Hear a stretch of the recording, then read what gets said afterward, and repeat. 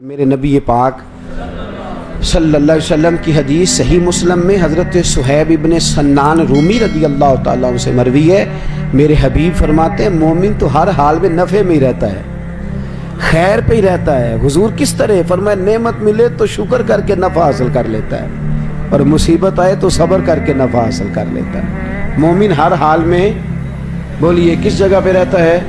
سارے بولیں گے آپ؟ اچھا دیکھیں، بات سنیں اور یاد رکھیں، ہم اگر یہ ذہن بنا لیں نا، جس آدمی کا ذہن نہیں ہوتا کوئی آزمائش آئے تو پھنس جاتا ہے، لیکن جو ذہنی طور پہ تیار ہو اس پر کوئی آزمائش آئے تو اسے اتنا پریشان نہیں کرتی۔ ذہن بنا لے زندگی میں آزمائشوں کے لیے، ذہن بنائے ہر حال میں اللہ کا شکر، ہر حال میں اللہ۔ لو سنو، میرے نبی کریم میری سرکار کو رب کریم نے چاند سے زیادہ خوبصورت بیٹا عطا فرمایا۔ سب سے چھوٹے ہیں جناب ابراہیم، چاند سے زیادہ خوبصورت۔ 3 بیٹے حضور کو اللہ نے دیے، تینوں ہی اپنی قدرت سے لے گیا۔ چاند سے زیادہ خوبصورت بیٹا۔ حضرت ام سلمہ کہتی ہے میں نے جب جا کر کے حضور کو مبارک دی نا تو حضور کی آنکھوں میں آنسو آ گئے۔ یا رسول اللہ، اللہ نے بیٹا دیا ہے۔ فرماتے ہیں سجدہ شکر کیا مدینے کے محبوب نے۔ حضور نے بچے کے سر سے بال اتروائے، ایک پلڑے میں بال رکھے ترازو کے، دوسرے پلڑے میں چاندی رکھی، حضور نے صدقہ دیا۔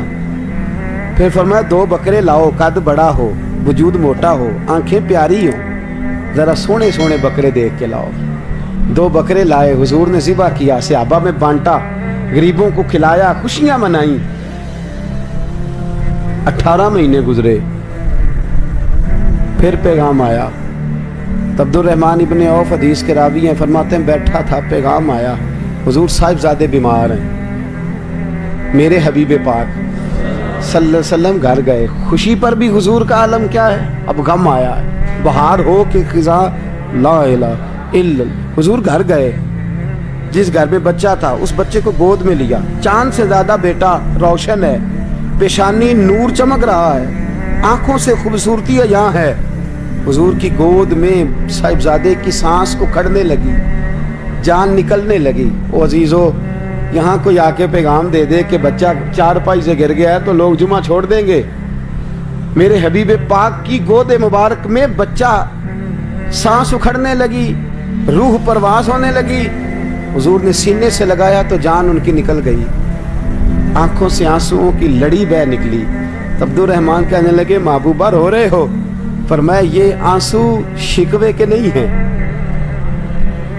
نا یہ آنسو حضور کس کے ہیں؟ فرمایا یہ اللہ کی رضا کے آنسو ہیں۔ میرا دل رو رہا ہے، آنکھیں آنسو بہا رہی ہیں، پر میری زبان سے وہی کہوں گا جس سے میرا اللہ راضی ہوگا، اس لیے کہ بہار ہو کہ خزاں لا الہ الا اللہ۔ میرے حبیب نے فرمایا دیا بھی اس نے تھا، لے بھی وہی گیا ہے۔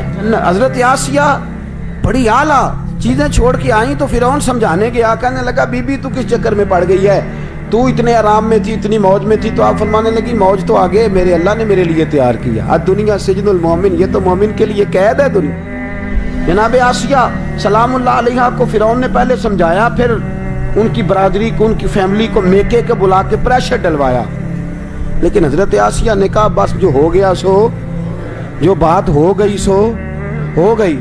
جناب آسیہ رضی اللہ تعالیٰ عنہ ڈٹ گئی نا جب اسلام پہ،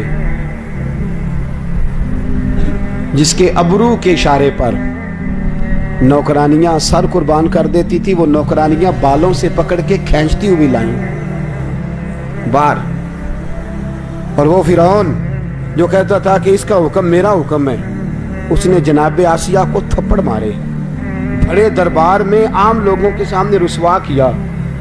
بی بی کی آنکھوں میں آنسو ہیں پر چہرے سے مسکرا رہی ہے، لبوں سے مسکرا رہی ہے۔ سارے چھوڑ گئے، اپنے میکے والے بھی کہنے لگے تو نہیں مانتی تو موج کر۔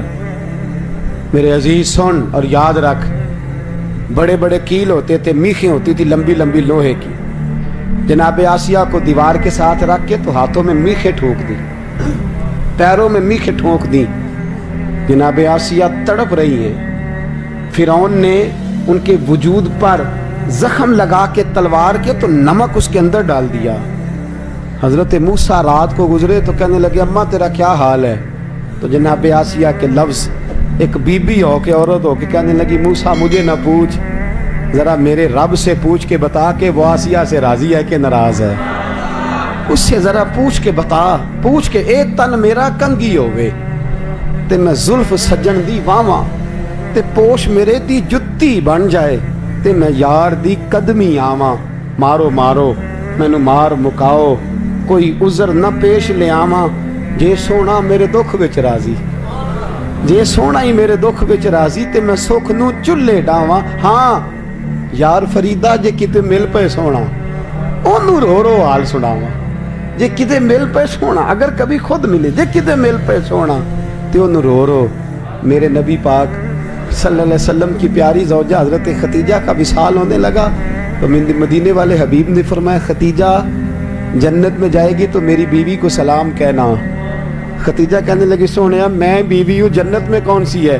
فرمایا آسیہ نے بڑے دکھ سہے ہیں، اللہ کی رضا پہ راضی رہی ہے، جنت میں اللہ اس کا نکاح میرے ساتھ فرما دے گا، میری بیوی بنائے گا اللہ۔ عزیز اس کی رضا پہ راضی رہنا سیکھ، اتنا سخت اپنی زندگی میں رویہ نہ اختیار، اتنا نہ رویا کر دنیا داری کے لیے، اتنا نہ تڑپا کر پیسوں کے لیے، اتنا نہ پریشان ہوا کر اقتدار کے لیے۔ تو جتنے آنسو دنیا کے لیے بہاتا ہے اس سے 2 کم آنسو اس کی رضا کے لیے بہا دے۔ میرے حبیب نے فرمایا 2 قطرے تو مالک کو پسند ہی بڑے ہیں۔ یا رسول اللہ کون سے؟ فرمایا ایک جو اس کی محبت میں بہہ جائے اور ایک جو اس کے خوف سے بہہ جائے، وہ اللہ کو پسند۔ تو کہاں اپنے آنسو ضائع کر رہا ہے، کہاں اپنی انرجی ضائع کر رہا ہے؟ تو اپنے مالک کے ساتھ جڑ جا، وہ جس حال میں تجھے رکھ رہا ہے اس حال میں اس سے راضی ہو جا۔ ایک عورت کام کرتی تھی فرعون کے دربار میں، مشاطہ نام تھا، اور شاہی عورت تھی، شاہی نوکرانی تھی، سب نوکرانیوں کی ہیڈ تھی۔ یہاں میں اکثر کہتا ہوں کہ ایم پی اے کا دوست بھی ہوتا ہے تو وہ بھی کہتا ہے 10 جے کو کام ہو جاتے، مطلق العنان بادشاہ ہے، ووٹوں سے نہیں آیا۔ فرعون کے دربار میں جناب آسیہ کے کہنے پر وہ بھی کلمہ پڑھ گئی، مسلمان ہو گئی۔ ایک بچی کو کنگھی کر رہی تھی، کنگھی زمین پہ گری تو کہنے لگی یا اللہ مدد۔ وہ کہنے لگی، بچی کہنے لگی کون سا اللہ؟ تو فرعون کو خدا نہیں مانتی، کہنے لگی اس پاگل کو کون مانتا ہے؟ میں تو اس کو مانتی ہوں، وَإِلَٰهُكُمْ إِلَٰهٌ وَاحِدٌ لَا إِلَٰهَ إِلَّا هُوَ الرَّحْمَٰنُ الرَّحِيمُ۔ اس کو کون مانتا ہے؟ اس نے کہنے لگی بتاؤں جا کے، اس کو بتاؤں جا کے؟ نہ خوشبو چھپتی ہے نہ محبت چھپتی ہے، جو چھپ جائے وہ نہ خوشبو ہوتی ہے نہ محبت ہوتی ہے، یہ چھپتی ہے ہی نہیں، یہ بہرحال واضح۔ اس نے کہا جا جلدی جا بتا کے آ۔ فرعون کے پاس گئی، جا کے بتایا، کہنے لگی وہ تو کہاں دوڑا پھرتا ہے، وہ تیرے سے تنخواہ لینے والے نہیں تجھے مانتے۔ فرعون آگے آگے کہنے لگا تو کلمہ پڑھتی ہے؟ کہنے لگی تجھے ذرا دیر سے پتہ چلا، میں ویسے کافی دیر سے پڑھ رہی ہوں، تجھے ذرا دیر ہو گئی، مجھے دیر ہو گئی اس کا نام جپتے۔ اس نے کہا مجھے جانتا ہی ہے، مجھے جانتی ہے؟ کہنے لگی نہیں، میں اسی کو جانتی ہوں جسے جناب موسیٰ نے میرا رب بتایا ہے، اس کے علاوہ میں کسی کو جانتی باہر ہو کہ خزاں لا الہ الا اللہ۔ میرا جب سے اس سے رشتہ جڑا ہے، دنیا سے رشتہ ٹوٹ گیا، صرف اسے جانتی ہوں، سوائے اس کے میں کسی اور کو، میں سویرے فجر، پھر زور، پھر عصر، پھر مغرب، پھر قرآن، پھر ذکر، پھر فکر، پھر عبادتیں، پھر تلاوتیں، میں اسی کو جانتی ہوں، کسی اور کو میں نہیں جانتی۔ میں تو صرف اسی کو کہا، اچھا مارا، تھپڑ مارے، تکلیف دی، اسی طرح کیل ٹھوک دیے۔ فرعون کو کسی نے بتایا اس کی 6 مہینے کی بیٹی ہے، بچی کو لا کے ماں کی چھاتی پہ رکھا، بدل جاتے ہیں ماں باپ، بچے خود ایک بلیک میلنگ کا نام ہے، بچے خود بذات خود ایک آزمائش، چھاتی پہ رکھا۔ فرعون کہنے لگا تیری بیٹی ذبح کر دوں گا۔ حضرت مشاطہ فرعون کے دربار میں کام کرنے والی کہنے لگی بیٹی نے ایک نہ ایک دن تو اللہ کے پاس جانا ہی ہے۔ میرے دوست تو اس معیار کو سمجھ، اس مزاج کو سمجھ، دین کے شعور کے ساتھ اپنی آگاہی پیدا کر، ان افکار و نظریات کو جان جا۔ تو ہر وقت دکھا ہوا پھرتا ہے، پریشان پھرتا ہے، ہائے ہائے کرتا ہے، تیرے چہرے پہ مسکراہٹ ہی نہیں آتی۔ خودکشی ہے تو عام ہے، مار کٹائی ہے تو عام ہے، جھگڑا ہے تو عام ہے، قتل و غارت ہے تو عام ہے، 10,000 پہ بندہ قتل ہو رہا ہے، تو کس چکر میں پڑ گیا ہے؟ وہ کہنے لگی بچی نے ایک نہ ایک دن تو، بولے ایک نہ ایک دن تو تو چلی جائے تو کوئی عرض نہیں. میرے دوست سن اور یاد رکھ, ایک بی بی اس کی چھاتی پر, سینے پر فرعون نے اس کی بچی کی گردن کاٹ دی. آنسو نکلے پر زبان سے کہنے لگی انا للہ و انا الیہ راجعون. پھر فرعون نے ماری تلوار اور جناب مشاطہ کو قتل کر دیا. معراج کی رات تھی, مدینے کے چاند براق پہ جا رہے تھے, رستے سے خوشبو بڑی آئی. حضور نے فرمایا جبریل خوشبو بڑی ہے. کہا یا رسول اللہ فرعون کے ہاتھوں شہید ہونے والی جناب مشاطہ کی یہاں قبر ہے, حضرت مشاطہ کی یہاں. کامل پیرو نہ دے باہو قبر جنہ دی جیوے. فرمایا قیامت تک اس بی بی کی قبر سے خوشبو آئے گی اور اللہ حساب نہیں لے گا, اس سے اللہ بغیر حساب کتاب جنت میں داخل فرمائے. اتنا زیادہ اپنے آپ کو کمزور نہ بنائیں. نہ مانے پر یہ شکوہ ہے, میں نے کبھی کسی کو ستایا تو نہیں پر میرے حالات نہیں ٹھیک ہوتے. آپ نہ مانے پر یہ شکوہ ہے کہ فلانے کے پاس دولت زیادہ ہے, اس نے پتہ نہیں وہ آگے نکل گیا اور میں پیچھے رہ گیا. نہ مانے پر یہ شکوہ ہے. کس سے کر رہے ہو؟ رب رسول سے. او آس بولے تے او دی مہربانی, اساں تے لاڈ ہی لڈاونے. کس سے شکوہ کر رہے ہو؟ خدا کے بندو, غلام غلامی کرتے, یہ شکوے کرتے کوئی. حضرت ام سلمہ رضی اللہ تعالیٰ, شوہر کا نام ہے ابو سلمہ, بیٹے کا نام ہے سلمہ. کہتی ہیں میں, میرا شوہر, میرا بیٹا, تینوں, چھوٹا بیٹا میرا, ہم نکلے مکہ مکرمہ سے مدینہ طیبہ جانے کے لیے. ایک کی بیٹا ہے, خاندان جمع ہے, شوہر کی گود میں بیٹا, اونٹ کے پیچھے میں. فرماتی ہیں مدینے کی سرحد آ گئی تو میرے میکے والے آ گئے, کہنے لگے ابو سلمہ نہیں لے جانے دیں گے مدینے اپنی بیٹی کو. میں نے کہا میں مسلمان ہوں, میں تو اپنے شوہر کے ساتھ مدینے جاؤں گی. انہوں نے کہا نہیں جا سکتی, تو نے جانا ہے تو جا, ہماری بیٹی نہیں جائے گی. زبردستی مجھ سے انہوں نے مجھے میرے شوہر سے الگ کیا. کہتی ہیں پھر میرے شوہر کے قبیلے والے آ گئے, وہ کہنے لگے اگر تم اپنی بیٹی کو نہیں نہ جانے دیتے تو یہ جو ہمارا پوتا ہے یہ ہماری نسل ہے, تمہارا نہیں, اسے ہم نہیں جانے دیں گے. وہ بچہ اپنی طرف کھینچتے تھے, میں اپنی طرف کھینچتی تھی. مدینے کی سرحد پہ یہ جھگڑا زمین کے لیے نہیں ہو رہا, مکان کے لیے نہیں ہو رہا, حضور کے مدینے جانے کے لیے ہو رہا, حضور کے مدینے جانے کے لیے ہو رہا, مدینے جانے کے لیے ہو رہا. انہوں نے بچہ کھینچا, میں نے اپنی طرف کھینچا, میرے بچے کا بازو اتر گیا. فرماتی ہیں میرے شوہر مدینے چلے گئے, بیٹا میرا میرے سسرال والے لے گئے, مجھے میکے والے لے گئے. آج بھی کچھ سیانے بندے کہتے ہیں اس کو نکال دو اور بچے چھین لو. ان کا بھی خیال تھا کہ بیٹا لے جائیں گے نا تو ابو سلمہ بھی مدینے سے واپس آ جائے گا, یہ بھی واپس آ جائے گا. او یار, اتنا بڑا بھی ظالم کوئی نہیں ہوگا جو ماں باپ سے بچے جدا کرے. فرماتی ہیں کہ وہ لے گئے چھین کے, میں میکے چلی گئی. لوگ روٹی کھاتے تھے, میرے حلق سے نہیں گزرتی تھی. زمانہ سویا کرتا تھا, میں سو نہیں پاتی تھی. بیٹا کہاں, شوہر کہاں, میں کہاں. ام سلمہ کتنی دیر تکلیف کاٹی. جناب ام سلمہ کہنے لگی لوگوں 1-2 دن نہیں, پورا سال بیت گیا, پورا سال. پر جے سونا ہی میرے دکھ وچ راضی, جے سونا ہی مارو مارو مینو مار مکاؤ, میں کوئی عذر نہ پیش لے آواں, او جے سونا ہی میرے دکھ وچ راضی, پھر سکھ نو چلے ڈاواں. فرمایا سال بیت گیا, لوگ صبح اٹھ کے کام کاج پہ لگ جاتے, کپڑے بدلتے, ڈیوٹیاں کرتے, اور میں سویرے اٹھ کے اس جگہ آ جاتی جہاں میرا شوہر اور میرا بیٹا بچھڑا تھا. میں سارا دن روتی, آہوزاری کرتی, حضور کے مدینے کی طرف منہ کر کے میں تڑپتی. سال بیت گیا, سال, ایک ہفتہ نہیں نکلتا بچوں کے بغیر. بڑے بڑے سیانے لوگ پردیس جاتے ہیں تو بچوں کی فوٹو دیکھ دیکھ کے روتے ہیں, لیکن کہتی ہے ماں تھی, بیٹا بچھڑا اور پھر بیٹا بیمار ہو اور ماں سے جدا ہو, کتنی تکلیف کا منظر ہے.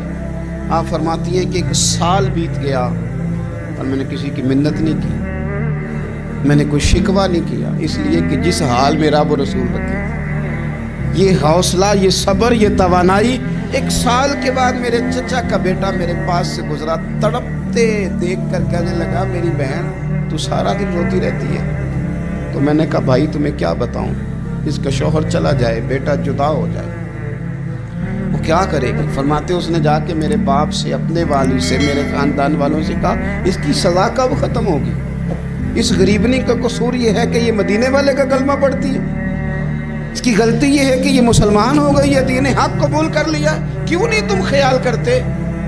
کہتے ان کے دل نرم ہوئے، وہ رضامند ہوئے مجھے مدینے جانے میں۔ پھر اس نے کوشش کی میرے سسرال پیغام بھیجے، کب بس کرو، اور بچہ تو چڑیا کا جدا ہو جائے تو وہ تڑپا کرتی ہے، اور تم نے ایک جیتی جاگتی ماں کا بیٹا جدا کیا ہے۔ وہ بھی نرم ہوئے، رب نے اسباب بنائے، میرا بیٹا مجھے ملا۔ کہنے لگے تو رہ جا، میں نے کہا نہیں، تم مسلمان نہیں ہو، تمہیں پتہ نہیں نا، میں یہاں نہیں رہ سکتی، مجھے مدینے ہی جانا ہے۔ اکیلی اتنا سفر، جنگلوں کا رستہ، پہاڑی رستہ طے کر لو گی؟ میں نے کہا میں کر لوں گی۔ جنوں ویکھ کے ٹھر دیاں اکھیاں نے تے جنوں ویکھ کے ٹھر دا سینہ ہے، ربا تیری ساری خدائی چ ایک کی تے شہر مدینہ ہے۔ کہتی میں اونٹ پہ بیٹھی، بیٹا میں نے گود میں بٹھا لیا، میں سفر کرنے لگی، پر دل میں کھٹکا تھا کہ اتنا لمبا سفر، بیٹا چھوٹا ہے، کیسے کروں گی؟ کہتی مجھے عثمان بن طلحہ مل گئے، کہنے لگے کہاں جا رہی ہو بہن؟ میں نے کہا مدینے۔ کہنے لگے اکیلے جاؤ گی؟ میں نے کہا جانا تو ہے نا، کوئی ساتھ چلے نہ چلے پر شہر رسول تو جانا ہے نا۔ آپ فرماتی ہیں میں نے عثمان بن طلحہ سے نیک بندہ کوئی نہیں دیکھا، میرے اونٹ کی لگام تھام لی۔ جب مجھے اونٹ پہ بٹھاتے تھے نا، اونٹ بٹھا کے چلے جاتے تھے، میں بیٹھ جاتی تھی تو آ کے لگام تھامتے۔ جب کہیں مجھے اتارتے تھے تو اونٹ بٹھا کے چلے جاتے تھے، میں اتر جاتی تھی تو اونٹ کو باندھتے تھے۔ سونا ہوتا تھا تو اونٹ بٹھا دیتے، میں اتر جاتی، وہ دور جا کے لیٹ جاتے۔ فرماتی تھی پھر میرے لیے میرے رب نے اسباب پیدا کیے اور میں مدینہ پہنچی، میں شوہر سے ملی، اور لوگوں میرے نصیب دیکھو، میں رہنے کہاں لگی؟ حضور کے مدینے میں، شہر رسول میں، شہر رہ پائے نظر ہوش میں آ، یہ کوہ نبی ہے، میں حضور کے حرم کی زمین اور قدم رکھ کے چلنا۔ ارے سر کا موقع ہے او جانے والے، مدینے کے خطے خدا تجھ کو رکھے، غریبوں فقیروں کے ٹھہرانے والے۔ کہتی ہے میں وہاں بسنے لگی۔ آپ فرماتی ہیں مسلمانوں، شاید مجھ سے زیادہ تکلیف کسی نے نہ سہی ہو، پر دیکھو 1 سال پورا میں تکلیف میں رہی، اور جب میرا صبر سال کو پہنچا، صبر کی عمر 1 سال ہوئی، تو پھر رب نے بندوبست کیا، پھر میرے گھر والے بھی نرم ہو گئے، سسرال والے بھی نرم ہو گئے، رب نے میرے آنے جانے کے لیے ایک بندے کا بندوبست بھی فرما دیا، پھر میرا شوہر تک بھی میں پہنچ گئی، مجھے مدینہ تو رسول بھی نصیب ہوا۔ 1 سال میں نے صبر کیا تھا، رب نے مجھے مستقل مدینے کا ٹھکانہ عطا فرما دیا۔ لیکن جو بندہ صبر ہی نہ کر پائے، جو صبر ہی نہ، جو کہ جی بڑی دور سے آیا ہوں، بڑی دیر ہو گئی، بڑا ٹائم ہو گیا، کب جا کے مسئلہ حل ہوگا؟ وہ جو آپ نے بتایا تھا وہ تعویذ کب اثر کرے گا، وہ دعا کب قبول ہوگی، وہ فلانا معاملہ کب؟ بھئی یہ ڈیٹ تو آپ کو رب رسول ہی دے سکتے۔